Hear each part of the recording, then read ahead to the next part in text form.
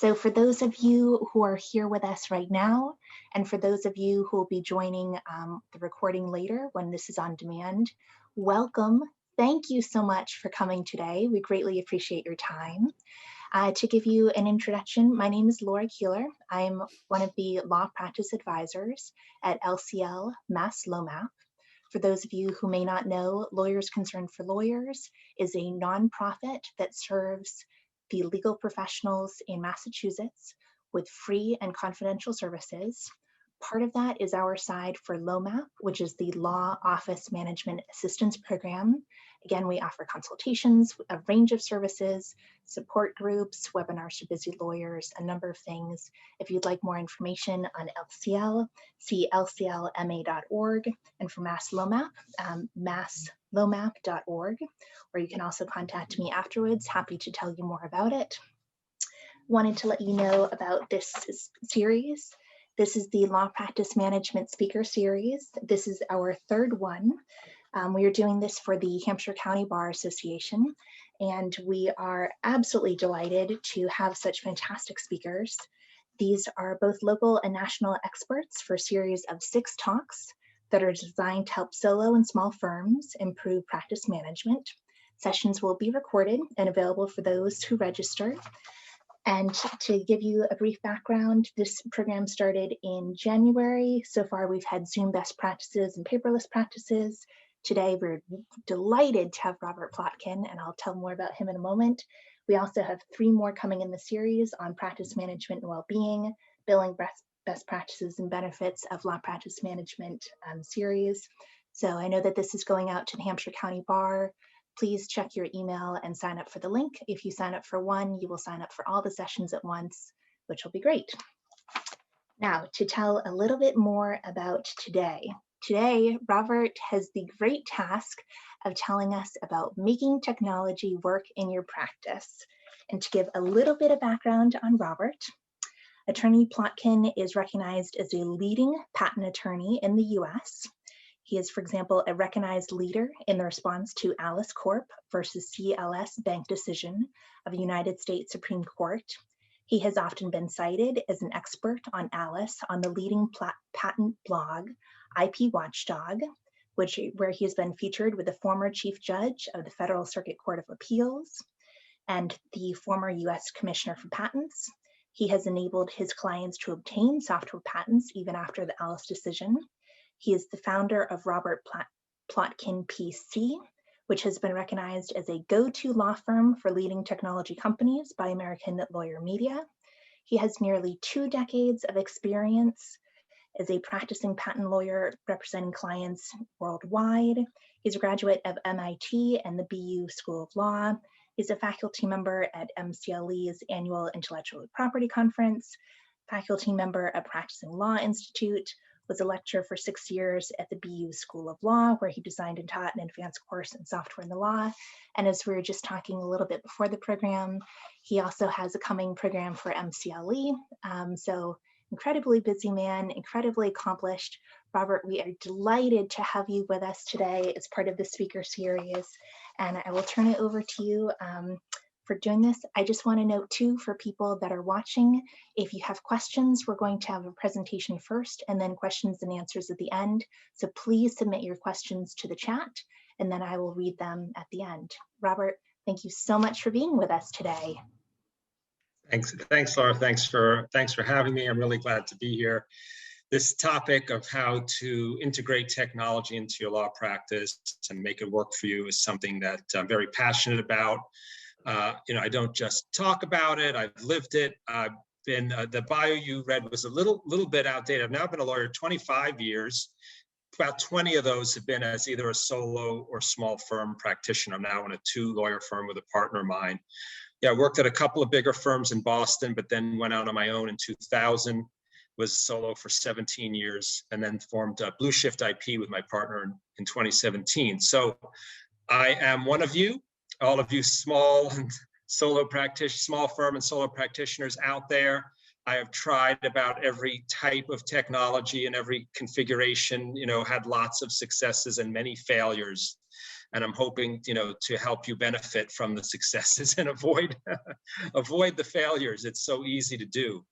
And I know from experience that it is possible to integrate technology into a law practice successfully. It can be really liberating, help you save a lot of time, headache, protect against malpractice risk, but it can also be completely maddening when it doesn't work, when it doesn't do what you hope it would do, when it's more expensive than it should be.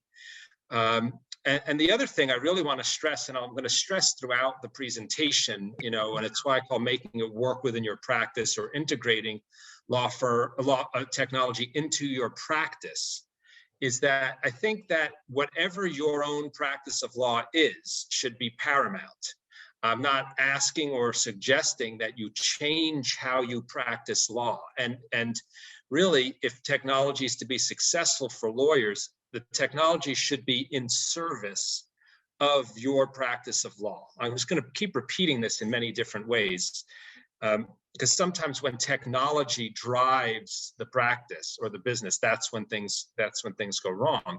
And one of the things that we all value so much about ourselves as lawyers, and we know our client value, is our own individual skill, experience, and knowledge, and the personalized touch that we bring to everything that we do. And so when we talk about introducing technology into the practice, people have a very valid concern about whether that's going to mechanize the law practice and remove that personalized touch that's so valuable and critical to everything that we do. So what I want to suggest is that there are ways to integrate technology into your practice with a soft touch that's in the service of your practice and that doesn't fundamentally change the way you practice law. So as you may already be able to tell, this is going to be a little bit of a different type of presentation than many you've probably seen on legal technology. I'm going to start just for that reason by telling you a little bit about what this presentation is and what it isn't. So this is not going to be a presentation where I talk about specific pieces of software, specific technological tools, how to use them. I mean, that's all very valuable information. I have given those types of presentations too, but this is not going to be one of those. It's not going to be about how to compare, let's say, different types of billing software with each other and how to evaluate them. Again, critical for you to do if you're going to adopt billing software, but that's not what this presentation is. And it's not going to be, as I said, about how to change the way you practice law in order to accommodate technology. Instead, this is going to be more of a high-level presentation about really how to think about how to integrate technology into your existing law practice in order to save you time, reduce stress, save money, reduce errors is a really big one, and also enjoy yourself more. May not be something lawyers think about, enjoying themselves, but we do get to do that, and it can be a side effect of all of these other benefits if you do it right. And again, this is going to be about how to make technology serve you, not the other way around, which is often how it feels, that we're the ones serving the technology or trying to catch up to it. So maybe another way to latch on to a famous phrase. I hope to be here to teach you how to fish and not to give you a fish, because these are skills that will last you a long time, and you'll be able to apply to your own practices. I don't know exactly what type of practice each of you has. Might be quite different from mine. So I'm hoping that the general strategies I give will be helpful. And I am going to make the presentation relatively short so that you can ask lots of questions about the specifics. I'm glad to answer questions about, okay, what type of software can I use for this, or hardware or something else. It's not going to be part of the presentation, but I'm not trying to dodge that topic. Feel free to ask those kinds of questions so we can talk about them in the Q&A. I'm hoping to go no more than about a half an hour, and then we can make this really conversational. So again, in terms of like overall approach that I'm going to be talking about, what I'm going to be promoting is what I call the practice-driven technology approach. But first, let me talk about the downfalls of what people often do by default, maybe without even thinking about it. It's what I call the technology-driven technology approach. Okay, so what is that? I'm sure you've all experienced it. I've definitely done it.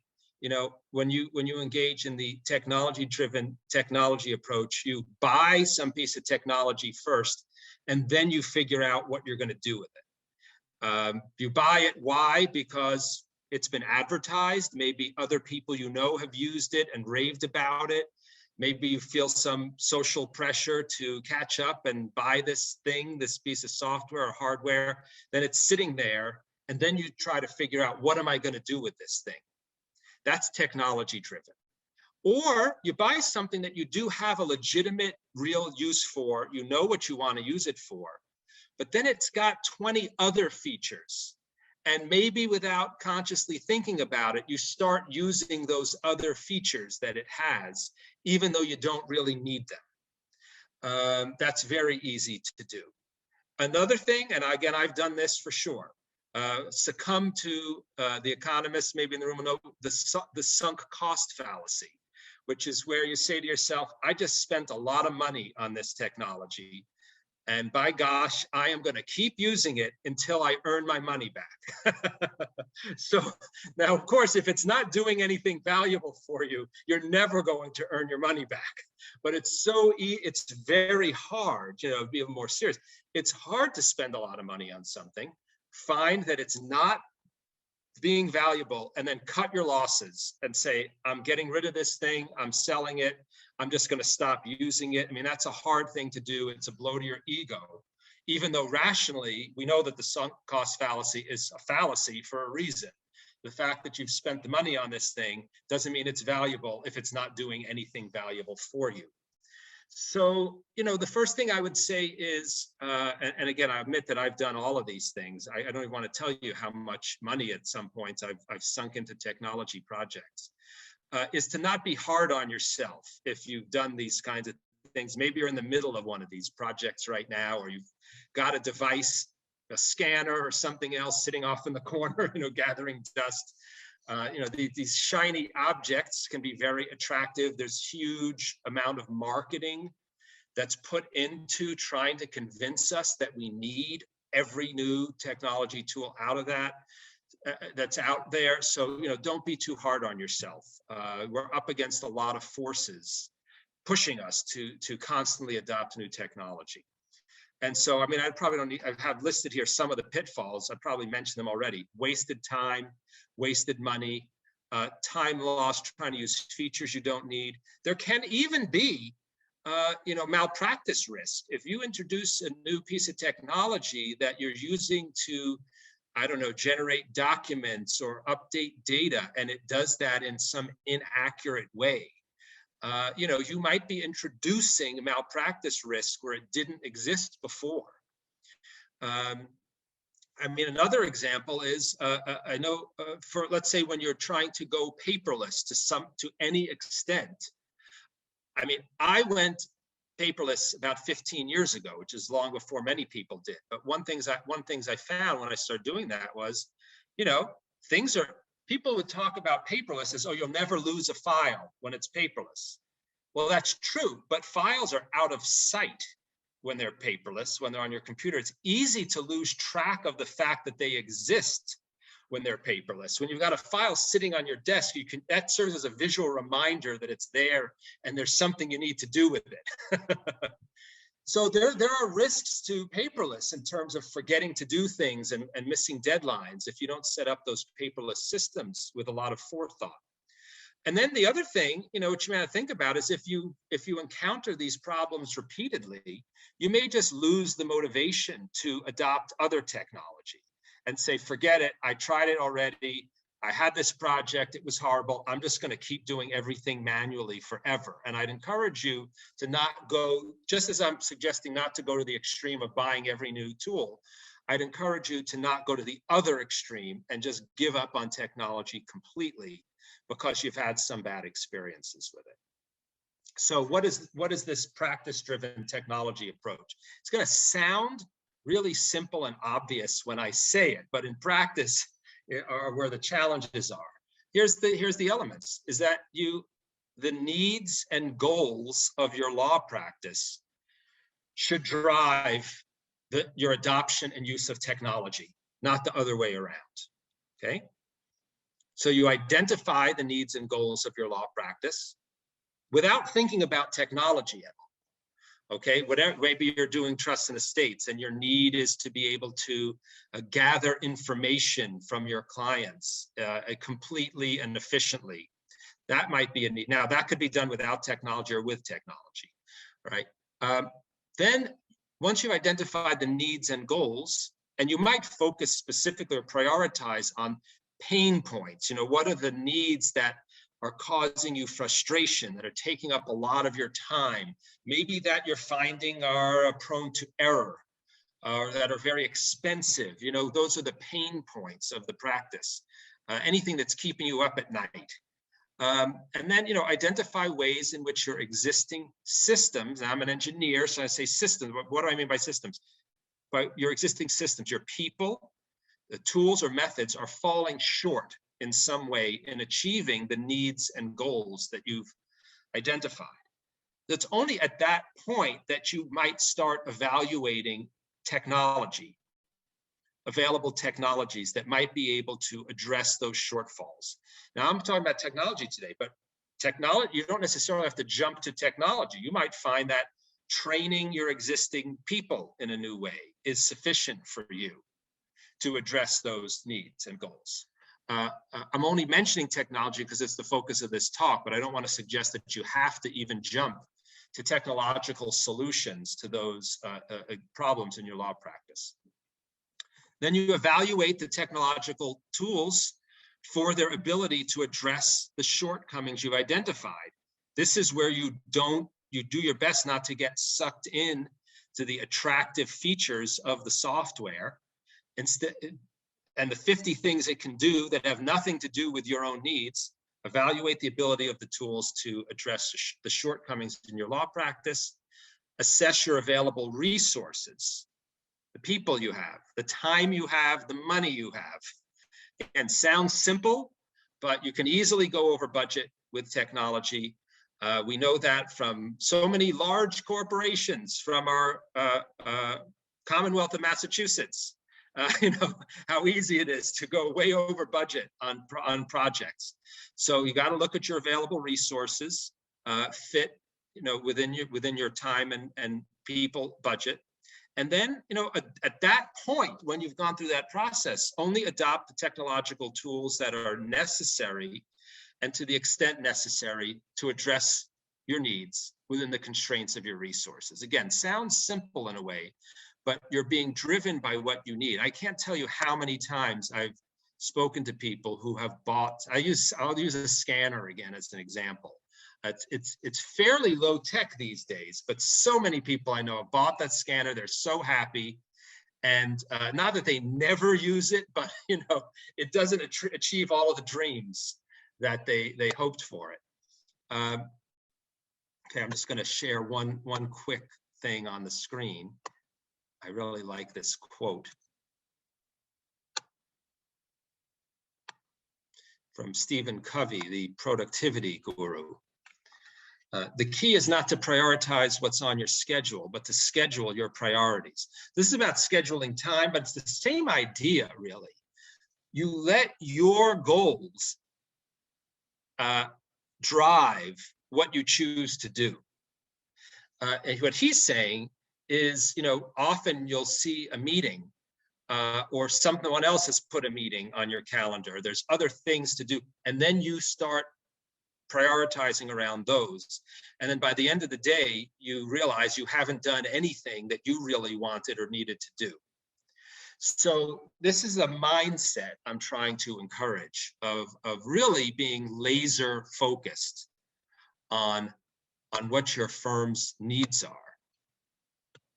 Okay, now I'm going to actually start getting into some things that are practical. I know I've stayed at quite a high level so far. And Laura, I know you said you'd keep questions to the end. I'm certainly glad to do that. Okay, so I'm going to give a concrete example. I'll still say at a fairly high level, but I'm going to go into how this practice-oriented approach can play out within a specific example of, in the technology world, what's called document assembly, but you think of it as generating documents. This is something that no matter what your field of law is, big firm, small firm, in-house, government, nonprofit, private practice, you are generating documents. That's one reason why I picked this. I also have a lot of experience with this. And so I'm going to use this as an example. And I'm going to list out ways of engaging in document generation, going from the most manual way of doing it to the most automated. And one is just to kind of expand your mind a little bit, and also to try to break through what I sometimes see people having is an unconscious assumption that when it comes to technology and automation, you have to be somehow all or nothing. Okay, that either I've got to get some document assembly software for a lot of money that's going to generate all my documents completely, or I have to just stick to doing it completely manually. When in fact, it's not only possible to do many, many things along the continuum in between, it's far preferable to do something in between and to implement things gradually over time. On that continuum in between. And that's how I've done it for many, many reasons. So I'm going to list out just some examples of this continuum. Okay, manually, the most manual end of the spectrum is what? You as the attorney write every client document from scratch every time. Okay, that's how lawyers did it for a long time. Just every time a client needs a new document, will, contract, for me, a patent, you speak to the client, you interview them, you gather information from them, and you sit down with a blank page or a blank word processor screen, and using your expert skill and knowledge, just start writing from scratch. Certainly a valid way to do it, but we all know there can be problems with that, especially for so many reasons. It takes a lot of time. You might not remember everything to do. You might omit things, which may be bad for the client, maybe malpractice risk for you. So many reasons why there's a problem with it. But what's the upside of it? The upside is it's the way in which you are kind of most directly bringing that expertise and personal touch to the document. So let's not lose sight of that really valuable element of that most manual way of creating a document. Okay, going just a step further towards automation, which is that you as the attorney, you find a client comes to you, I'm going to say a will, you find a previous document that's somewhat similar to what this client needs, something from a previous client, and you copy it, and then you edit it. You revise it as needed for the current client and the current situation. So you're still doing a lot of manual work, but you're not starting completely from scratch. You're starting from a previous copy of a similar document. Now, I'm going to add in some delegating here, which is you could have an assistant, some other person. I'm going to use the word secretary, whether it's secretary, paralegal, intern. I'll just keep using the word secretary. A secretary could do some of this. Find and copy a previous version of the document, make some edits to it, and then provide it to you for review as the attorney. When I say you in this presentation, I'm going to mean the attorney. I'm assuming everyone here is an attorney, for review and revision. Okay, next step is that instead of just trying to hunt down some previous version of a document, you start out by storing those documents in some organized way, whether it be in folders, whether it be in a database, so that you can identify a new document of the appropriate type more quickly and easily when you need them. Because as we know, just that alone, how often have you said to yourself, if you don't have a document assembly database, client comes to you and you say, I know I worked on something similar to this for another client a year and a half ago. Who was that and where is that document? If only I could put my hands on it, my life would be a lot easier right now. So this implies that you've put some upfront work into storing previous documents in whatever way it is that makes them easy for you to find. Again, I don't want to suggest that has to be a database or something automated. It could be, I mean, in the paper world, it could be as simple as paper folders that are labeled and organized in some way that makes sense to you and the other people in your law firm. On a computer, it could be in folders, right? There are fairly low-tech ways. Whatever's that can help a lot. Okay, now one step further towards automation, which is that client comes in, you gather information from them about the will. So what is that, who they are, what their assets are. I am not a trust and estate lawyer, so I'm not going to try to pretend to say I know more than that in terms of what you would gather. But I assume there's some set of fairly standardized information.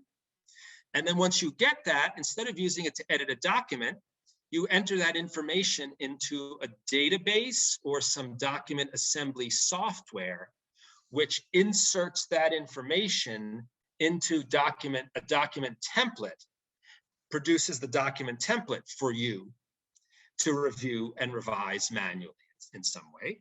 And then the delegated version of that, version 2, is that it's someone other than you personally, secretary, assistant, who maybe even gathers that information from the client, or if they don't gather it, they're the one who does the data entry, generates the document, maybe does an initial review, and then hands it off to you for a final review and revision. And then, so we're getting pretty close to fully automated at this point already. I was trying to stretch my brain a little bit to think about what would be more automated than this. The last step I would say is where even the information gathering, and maybe some of you do this already, even the information gathering is at least partially automated. You get a client's name and social security number, and then there's software that retrieves related information about the client from publicly available sources, like the client's home address. That information can be linked to from other places and imported automatically. And then the database generates a document, which then maybe is reviewed first by someone other than you. And the final step is for you to do just the final review of the document. And that's about as close to full automation as we can get. So again, I hope this opens your mind a little bit. Okay, some of these things that are coming up next, I've already said, yeah. So I'm going to talk about so I've just given examples of ways in which you can do things. Next thing I'm going to talk about is how can you start moving towards some of those ways of doing things from where you are now. Okay, it's one thing to say, do it one of these ways, much more challenging to get there, particularly while you're in the middle of running a practice. So let me give you an example with document assembly. And this is how I did it over the years, which was when I started out with just manually doing everything, is adopt a certain mindset, an attitude of being focused on never writing the same document twice. Okay, you got to start with that intention, which means that whenever in the course of your day, you find yourself writing a letter. If you find yourself writing one from scratch, stop and ask, have I written this type of document before? And if so, stop yourself and look for a previous copy of it. Okay, that's one thing. The next thing is if you say, no, I've never written it before, then you write that document from scratch and save it somewhere in that easily findable way. So why am I suggesting this? It's a very incremental approach that has minimal impact on your law practice, right? Because the different way of doing this would be to drop everything you're doing for a month and engage in a document template generation project, which none of you has time or money or resources to do. You could do it that way, but this is a way of basically continuing your law practice as is. But as you're generating documents, you're starting to save them so that the next time around, you can use them. And over the course of some amount of time, lo and behold, you'll find that you have a library of reusable documents with minimal effort and minimal disruption. to your law practice. I could keep going on many. I'll just give one more example of this, which is either while you're doing this or once you feel that the library of documents is developed to a good enough extent, you can start. The letter says, "Dear Mr. Smith, I was glad to meet you on X date." Well, Mr. Smith is going to change for every client. So you can, in your template, replace Mr. Smith with brackets, client first name, okay? In the document assembly world, we'd call that a field or some variable content. You're identifying the parts of the document that will vary from client to client or from letter to letter. And you're inserting a little field, or basically it's like a note to yourself. That's the part that you need to update each time you use it. And side benefit of that is that if in the future you ever decide to adopt, purchase, and use document assembly software, you've now got letters that are in a format that's very close to what you'll need to set up automated document assembly software. But again, you've done it in a way that is integrated with your law practice.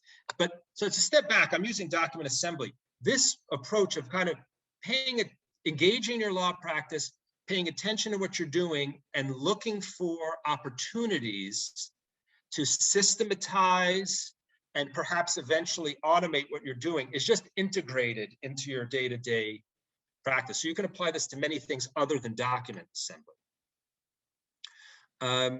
Okay, when did I start? I think I want to roughly stick to my 30-minute mark. So I probably got about 5 more minutes, I think, which is good. I think I've only got 2 more slides. I'm going to step back a little bit. This is very closely related to technology adoption, but it's a little bit more about running a business. Sometimes lawyers balk at thinking about their practice as a business. They don't like calling it a business. So we don't have to call it a business. You know, in businesses often talk about the build versus buy decision, which is, you know, a company that makes mousetraps. Do we want to build a manufacturing facility? Do we want to buy an existing manufacturing facility that's down the road? Do we want to outsource manufacturing to another company? You know, in law practice, I'm going to call this the do it myself versus delegate it versus automate it decision. Okay. Now, I'm a lawyer. I understand that little part of my brain that tells me that only I am capable of doing everything that needs to be done in my law practice. Okay. I saw a hand being raised, I think. Okay. So what I'd suggest is when you hear that part of yourself, you know, just remember it's a voice that's arising from a lot of years of training. It's not necessarily always right. Just entertain that possibility. You know, it has a good instinct, but it's not always correct. And, you know, I'll just call it, you know, licking the envelopes is a good metaphor for that kind of thing. I was at a point where I literally licked the envelopes in my law practice when I started, right? But I think we can all agree that as good as you may be at licking envelopes, you're not the only person who's capable of doing it in your law practice. But we can tend to think that there are things that are not like licking envelopes, which really are, if you objectively look at them. You know, like taking a document template and updating it and highlighting the parts that were updated for the lawyer's review. You know, some lawyers feel like, no, someone else can't do that. You know, I would challenge you to really, and I've done this over the years, every time I feel I've reached the limit of what is it that I really need to do versus what can I do to challenge myself. And, you know, go to your own comfort level. I'm just suggesting that you may have a somewhat limited view of what you can do, what you're required to do, and you might benefit from modifying that set of beliefs. Why are you working too many hours? You know, when there's a crunch, do you find that you don't have enough time because you're spending so much time doing things that you could delegate, that you don't have time to do the things that really only you can do? the kind of real lawyer's work that a lawyer is needed to do? And does that create stress for you? Does that create malpractice risk for you because you are falling behind on the deadline because you are metaphorically licking the envelopes when you could be spending that time doing sort of true legal work for a client? So, you know, there are some real downsides to adhering too strictly to the belief that only you can do certain things within the law practice. So I'd really challenge you to challenge yourself about that. And, you know, especially for the things that you really don't enjoy doing also, you know, you may find that delegating them or automating them frees you up and gives you a feeling of liberation that you're not doing some of these things anymore, that you're not needed to do. So, you know, one of the things I did long ago, and I'll tell you, this is not necessarily a failure, but it was a wake-up call. When I had already delegated, I had, this is about 5 years into being a solo practitioner, I had a legal secretary. I was very proud of myself that I had gotten very good at delegating, and I had her doing all kinds of things that I wasn't doing anymore. You know, she was fantastic, worked for me for about 4 years. And then she got another job and gave me 2 weeks notice. And I said to myself, how am I going to get done everything she was doing for all those hours a week?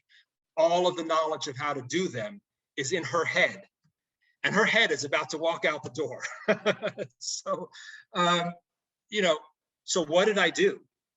I hired someone to shadow her for the remaining time. And I sat there as much as I could as well, and asked her to do everything that she was doing as much as possible, while the person I had shadowing her and I wrote it all down and tried to create a written manual, basically, of the secretarial work in the firm. And from then on, I made a promise I'd never be in that situation again. And you know, I've kept that kind of operations manual for the firm updated over the years. And it's something I really recommend to everybody. It's not fun, but neither is the situation I was in. And if you've ever been, probably you've been in that situation, it's much less fun to be in a situation where you don't know how the work's going to get done, and you're at risk of malpractice perhaps, and of stress and not being able to sleep and everything else. So when you delegate, you have to document also. And you can do that manually, you can do it in Word documents, it doesn't have to be high tech, but having that firm operations manual is critical. And it does also help set the stage for automating. Once you have a description of how you do things in the firm, if you ever want to adopt some software or something else for performing even one of those procedures, having it documented will make it much easier. All right. My last slide before I take questions is, you know, this has all been somewhat high level and philosophical in a way. It's about a certain attitude and approach to adopting technology. But I want to just list out a few specific types of technology that I know are like low-hanging fruit. If you are in a situation where you haven't adopted much technology, here's some things I know that I adopted early on that are fairly easy, inexpensive to adopt, and that don't create much disruption in how you practice law. So I keep joking about the scanner, but scanning documents is one. And in terms of not having to go all or nothing, if you get a scanner, it doesn't mean you have to go paperless. You can make lots of choices about how to target your scan. Maybe you just scan closed or archived files that you don't need to access anymore. Think about how much space that might save you. Or maybe you're just going to scan once a year or twice a year, or certain types of files that, again, maybe they're not closed or archived, but you don't need to access them frequently. You can be targeted in how you use the scanner. It's relatively inexpensive, and it can provide a really significant benefit. A few others is remote phone answering. There's a lot of great receptionist services. My firm uses it. You basically forward your phone number to them. They pick up the phone, they answer with your law firm name, and then they forward the call to you or forward it to voicemail. Really, really great. Time capture. You know, lawyers hate recording their time. And even if you don't want something that's integrated into your billing, just having any kind of a timer on your phone where you can put a description in and then later transfer it over, it can be fairly low tech. Any kind of automated, semi-automated time capture is low-hanging fruit. And the last thing I'll mention is voice, either for dictating or for commands. I mean, you know, I have an iPhone, I use it to create reminders, create calendar appointments quickly. I was about to say if you're on the road, none of us are on the road much these days, but if we go back to that, voice commands, the voice features already exist on your phone. They exist on most computers already. Used to be you had to buy separate software for that. Now, not really. So can be really helpful. I'll stop there. Hope this has been helpful so far. I'm very open to your questions, and have at me. Robert, that was fantastic. Oh my gosh. Well, we have time for more people to enter their questions in the chat. I just want to start with a few takeaways from your presentation, because you gave us so much wisdom in this. So your idea, first of all, about looking for your goals and necessities first, rather than falling prey to the marketing of the tech companies, is something that is so key. I've seen people do it over and over. And also, even though a lot of this was high level, it was also very practical, because often when people are looking to adapt new technology, it's the mental resistance first and they become overwhelmed. And this gave a really good example of how it's not an all or nothing. It can be a continuum along the spectrum. It doesn't have to be all manual or all automatic, as you beautifully laid out with the document automation. So that was absolutely fantastic. Just want to point out, those were just a few things that I noted down as being extremely, extremely helpful. So as we have more people too, our first question is about, for people who are hesitant of keeping up with technology competence, and maybe aren't techie like you, maybe they don't have an engineering systems kind of background, what would you suggest is a way for them to sort of dip their toe as they're looking to more systemize their practice and incorporate some technology? Well, you know, even in the question, you know, the question asked about systematizing. And I like that word. I use it a lot, because you can systematize in fairly low tech ways. I'll give another example, which is, again, from my own failures. Early in the law practice, I remember a couple of times trying to implement things in databases. And, you know, when you get a database, you have to configure it, you have to design the fields, you may have to program it. It's a fairly tech-intensive process. And I found that, you know, there can be problems with databases. In addition to them being expensive, they do require you to have tech knowledge or to hire a consultant who has that technology knowledge. But the other problem is, even when they're working, if you ever want to change or modify something, you gotta have the tech knowledge or go back to a consultant. In the tech world, we call that brittle. The system is brittle. It's not easily adaptable to your needs over time. So what often happens when people adopt a database, it works for a while. And then as it stops working, people stop using the database and just fall back on low-tech methods, Word documents, you know, sticky notes on the computer physically or whatever. And so what I started doing, even though I'm a techie, is I adopted this kind of use the least technology possible approach. Even in my law firm now, we kind of use Word documents where that will work. If we need something a little more sophisticated, use an Excel spreadsheet. Now, that doesn't sound like it would come from a techie, but I prefer an Excel spreadsheet over a database if I don't need a database, because it's easily adaptable. You want to add a new column, you just insert the column. You don't have to program the database. I mean, I'll admit there's some financial data. We use a combination of now I'm talking about specific stuff. We use QuickBooks, and then we use tabs 3 for time and billing, and they integrate. But there's certain types of financial data we need to track that those pieces of software don't track easily. We use a spreadsheet. We've been using it for 4 years, and we keep saying, if it ever stops meeting our needs, we'll think about using a database instead. But so far it's still meeting our needs. So don't go higher tech than you need. So I'm not trying to dodge the question, but the answer is, it may not be a problem for you that you're not a techie, because for many situations, you don't need to go very high tech. That is wonderful. Please follow up if I didn't answer your question adequately, because I'd be glad to go further. Yeah, it's terrific. We have comments in, love the advice to simplify when it comes to tech. Yes, completely. Another question is a person wanted to share, paying a consultant to assist with software is a very worthwhile investment. They purchased Time Matters 25 years ago, was so intimidated the program sat for years. Sorry, just losing this bit here. In retrospect, should have retained a consultant, get the program up and running, finally did that, and work with a consultant 20 plus years later. That's a great observation to chime in with. Thank you. Let me also give a bright spot about hiring a consultant. I've found that between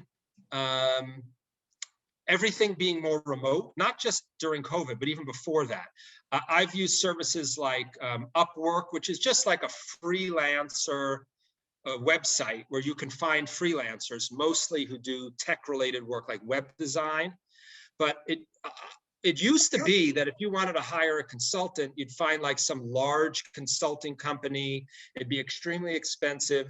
They didn't put a lot of effort into working with a small firm like mine, so you'd pay a lot of money, not get a lot of personalized attention.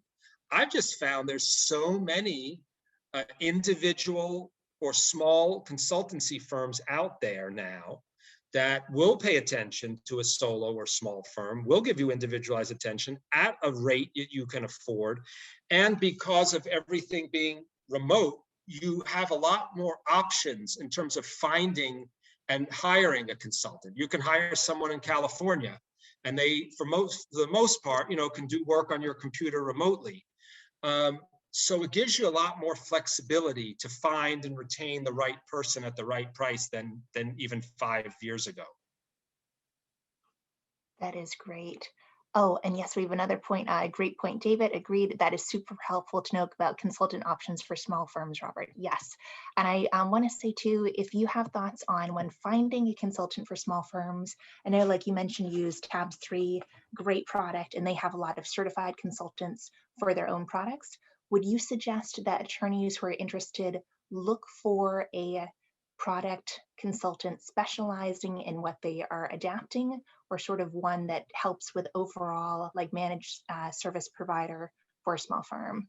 Yeah, it's a good question. I've done it both ways. Here's what I've generally done. When I'm in the product evaluation phase, I want to hire someone who's not wedded to any particular product. And I will ask people, do you get a commission from Tabs 3 or something, right? Because you don't want their advice to you about which product to purchase to be influenced by their financial relationship with a particular company.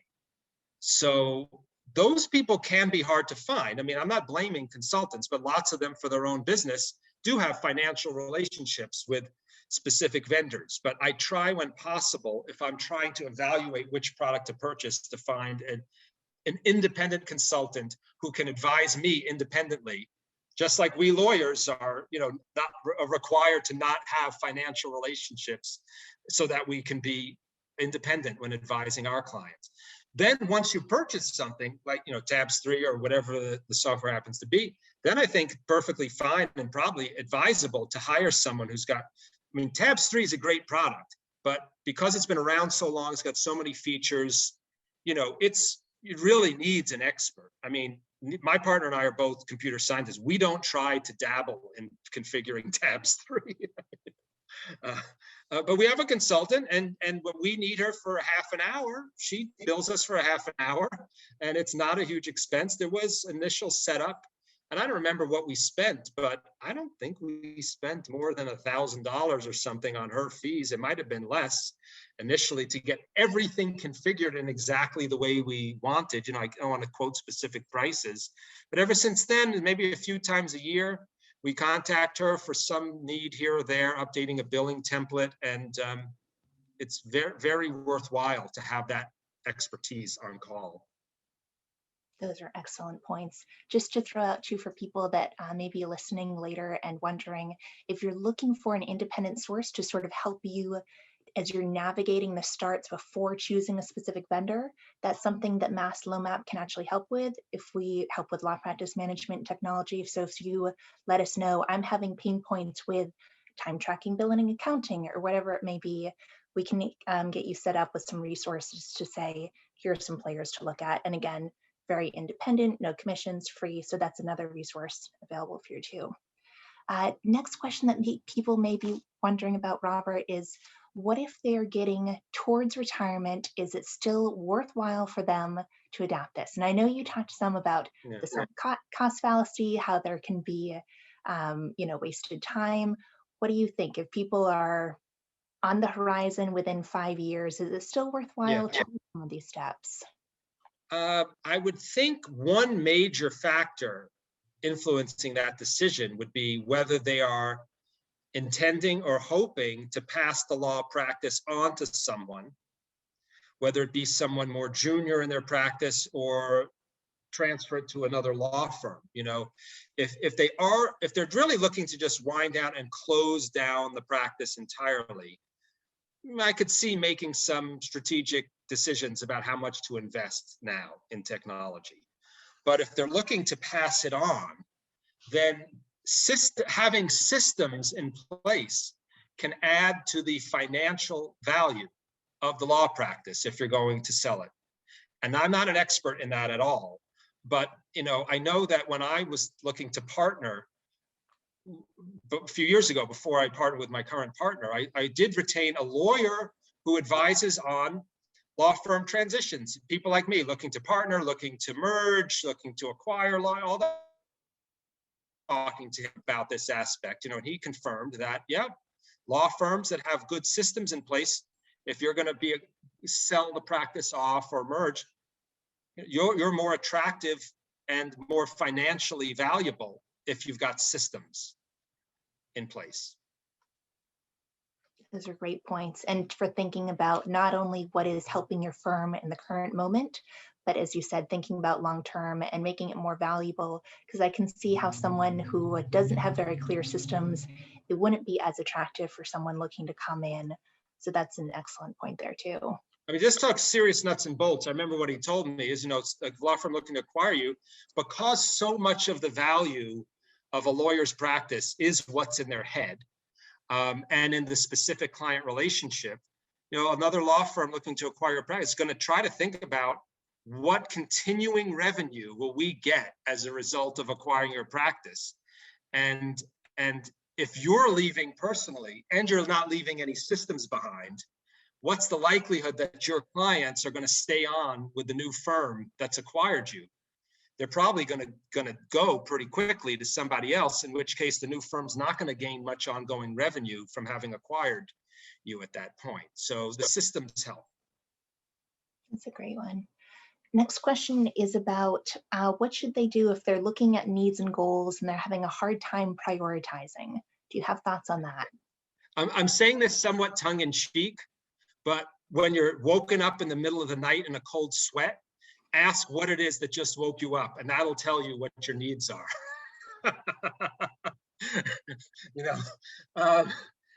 That's the easy way.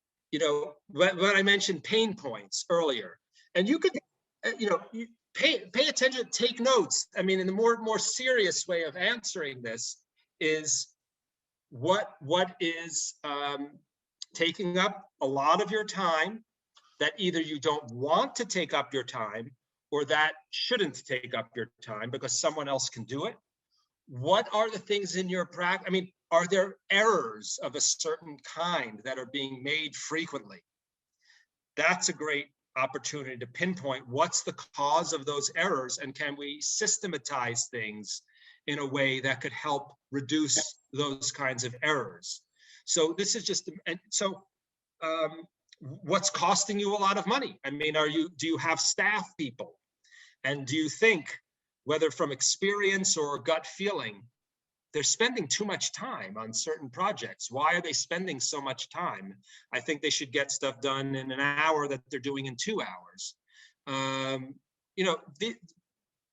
this is a kind of a paying attention during the course of a day, a week, a month to what the problems are. I know it can be hard. I think maybe the question is to kind of sit back and just identify in the abstract what you need. It's much easier to do it in the course of the day, experiencing your practice.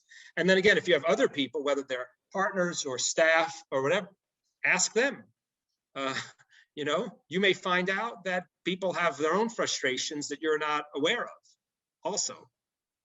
And just to follow up on that a little bit, because that's a great point to ask your staff and your colleagues as well. What if the firm is having trouble with buy-in, that say one partner wants to tackle things, the other partner doesn't, some staff are on board, some aren't. Do you happen to have thoughts on trying to get the firm all on board in recognizing these pain points and that they may want to take some incremental steps towards more systemization and technology? Well, you know, the first thing I'd say is so something that can be a downside of law firms, which is that often law firms operate as a fiefdom of separate partners, right? It can be an upside in this case, which is your partner disagrees with you. Okay, you just start adopting something for yourself. And then success is the best argument, right? And maybe if you're being successful at having adopted systems, I'm not saying share it with your partner in a, you know, I told you so kind of a way, but in a gentle, hey, look, I'll use document assembly, right? Look at this, you know, I've got documents, I'm able to generate them more quickly. It saves me time. I can do other things. Share the success in some way. That's often much better than an argument. And if there are ways, now I'm going beyond this, but if there are ways in which it can improve the bottom line of the firm, or if you're part of the practice, that's an even better convincer. It's a whole separate discussion about, you know, as you get more efficient and you spend less time, if you're billing by the hour, how do you deal with the fact that you may be billing less? So my firm does a lot of things for fixed fees, where you have a very different incentive structure for efficiency, where basically you're incentivized to be more efficient when you charge fixed fees for services. But that's a whole other discussion. But you know, if you can become more profitable in a pure dollars and cents way, that may be all you need to convince other people. Those are fantastic points. I know we're coming up on the hour. We don't want to take too much of your time. This has been absolutely marvelous. You have such a wealth of knowledge in this. We have loved having you with us, Robert. For everyone that's in the audience today and watching later, thank you so much too for your time. As I said, this is the Law Practice Management series put on by LOMAP for Hampshire County Bar. Our next session will be the wonderful Heidi Alexander, talking on March 4th about practice management and well-being. Robert, this has been absolutely marvelous. As people are writing in too, thank you. This was great. Do you have any closing thoughts for us today? And again, just thank you so much for your time and your wisdom on this. We really appreciate it. I mean, the main thing I would do is, I'd say, is encourage people to take baby steps and you know, do your best to you know, not be discouraged, and take really small steps that can have immediate positive impact. And just like when you're losing weight or exercising, you know, small gains can snowball, because they then motivate you to take the next step, to take the next step, to take the next step. And then you find over the course of a year, 2 years, 3 years, you've made big gains, and you've done it by taking very small incremental steps at a time. That is a fantastic, excellent point to leave us on. Thank you so much. Both inspiring and a source of wisdom that we can go out with tomorrow and start working on. Great. So thank you so much, Robert. Thank you so much, everyone. Really appreciate it. Okay. And we look forward to seeing you again later and the next one in the series. And everyone, enjoy the rest of your day. Thank you. And thank you especially to Robert. You're welcome. Bye, everybody. Bye-bye.